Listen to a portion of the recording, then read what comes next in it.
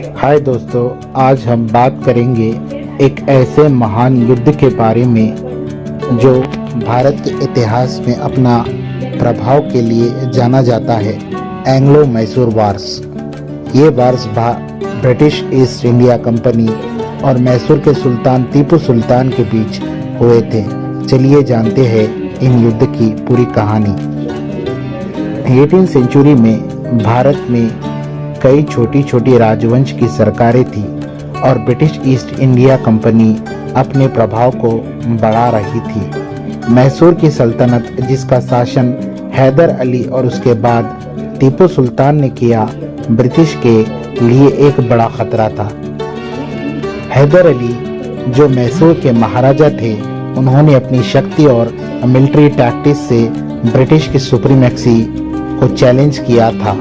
टीपू सुल्तान, जो उनके बेटे थे, उन्होंने भी ब्रिटिश के खिलाफ जंग लड़ी और ये युद्ध 1767 से लेकर 1799 तक चलता रहा।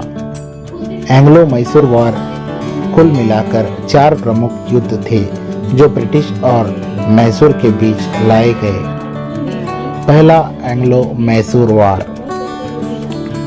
पहला एंग्लो मैसूर वॉर 1767 में शुरू हुआ, जब ब्रिटिश इंडिया कंपनी ने मैसूर के खिलाफ अपना मिलिट्री एक्शन शुरू किया।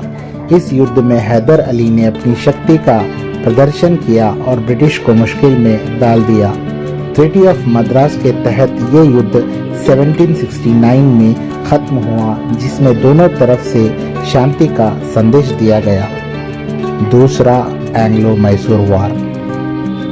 दूसरा एंग्लो मैसूर वॉर 1780 में शुरू हुआ। इस दफा ब्रिटिश ईस्ट इंडिया कंपनी ने मराठास और निजाम ऑफ हैदराबाद से अलायंस बनाया था।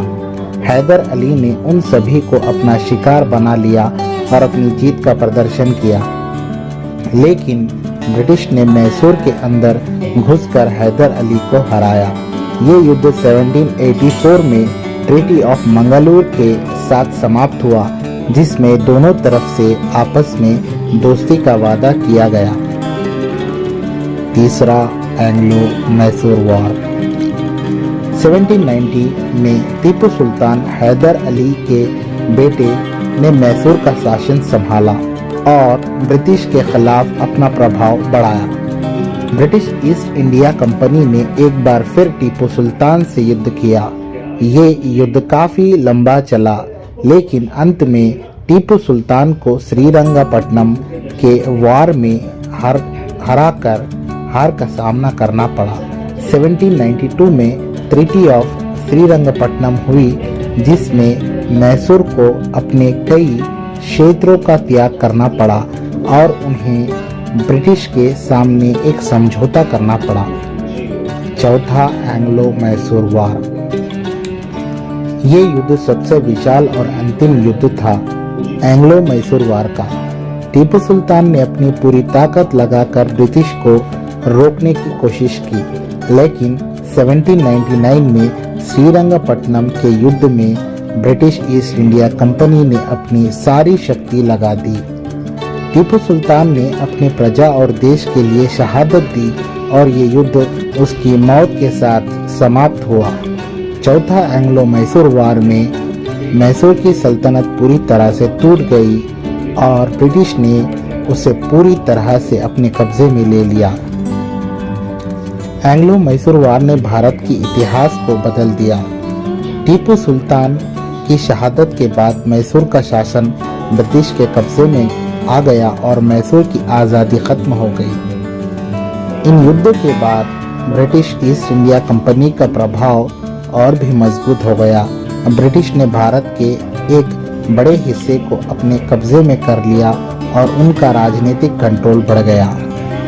टीपू सुल्तान के युद्ध के तरीके और उनकी विरासत को आज भी याद किया जाता है। उन्होंने अपने अंत तक ब्रिटिश के खिलाफ जंग लड़ी और उन्होंने अपनी स्वतंत्रता को बचाने के लिए अपनी जान दे दी। तो दोस्तों, एंग्लो मैसूर वॉर के थ्रू हमने देखा कि किस तरह से भारत की इतिहास में एक शक्तिशाली राजा टीपू सुल्तान ने ब्रिटिश ईस्ट इंडिया कंपनी का सामना किया और किस तरह ये युद्ध भारत की आज़ादी की लड़ाई में एक महत्वपूर्ण कड़ी बन गए। अगर आपको ये वीडियो पसंद आई हो तो लाइक और सब्सक्राइब ज़रूर करें। अगर आपके पास कोई सवाल हो तो कमेंट्स में लिखें। शुक्रिया दोस्तों, आपका दिन शुभ हो।